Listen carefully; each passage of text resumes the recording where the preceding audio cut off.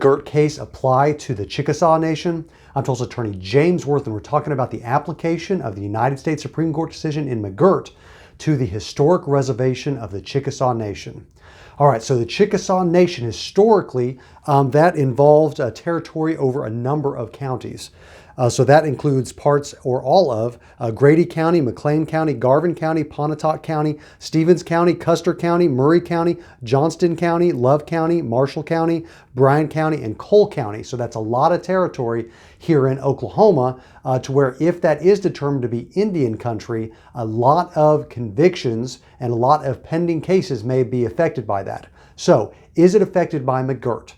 So McGirt was the United States Supreme Court decision that decided that the Muskogee Creek Nation was never disestablished, or I should say the nation's reservation was never disestablished. So a good portion of northeast Oklahoma still remains Indian territory where the state lacks jurisdiction to prosecute both Indians and crimes committed by non-Indians against Indians in that territory.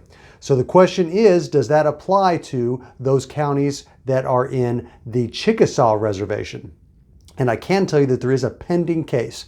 So first off, the Chickasaw Nation is part of the 5 civilized tribes. And those tribes were involved in the Trail of Tears and relocated to Oklahoma. And they were in very similar positions when they negotiated treaties with the federal government. So given that the court, the United States Supreme Court, has looked at those agreements as it relates to the Muskogee Creek Nation and decided that it was not disestablished, it is likely that the same test will be used to very similar facts and find that the Chickasaw Nation was never disestablished. And in fact, there's a case pending currently, and that is the Sean Bosse case. And he was prosecuted in McClain County, and he was actually convicted of multiple counts of murder and got the death penalty. And he is not an Indian himself, but the victims of those crimes were Indian. And because of that, if the Chickasaw Nation was never disestablished, then that conviction could be reversed. And that was actually remanded by the Oklahoma Court of Criminal Appeals after McGirt to McClain County District Court for an evidentiary hearing to determine whether the victims were in fact Indian and whether the crime did in fact occur in Indian country, i.e. was the Chickasaw Nation ever disestablished.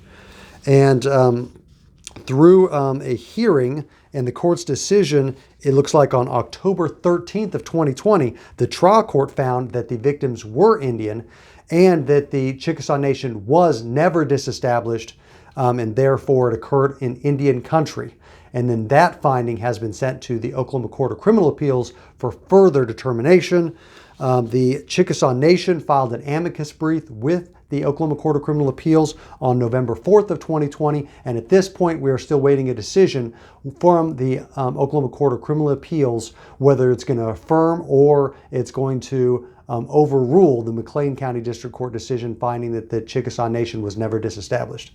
I think it's likely that the court will affirm that, and that we will then have at least a higher court ruling rather than the trial court ruling. But at this point, we have at least one trial court that has found that the Chickasaw Nation was never disestablished, and we're likely to get a similar decision from the Oklahoma Court of Criminal Appeals soon. So if you are a defendant, you know somebody who's a defendant who's facing a crime there who is Native American, or the victim is Native American, that state court may lack jurisdiction. Likewise, if you know somebody or you yourself were convicted in a state court for a crime allegedly occurring within the historic reservation boundaries for the Chickasaw Nation, then you're probably going to want to talk to an attorney about your specific case. If you want to talk to somebody in my office, go to makelawEasy.com.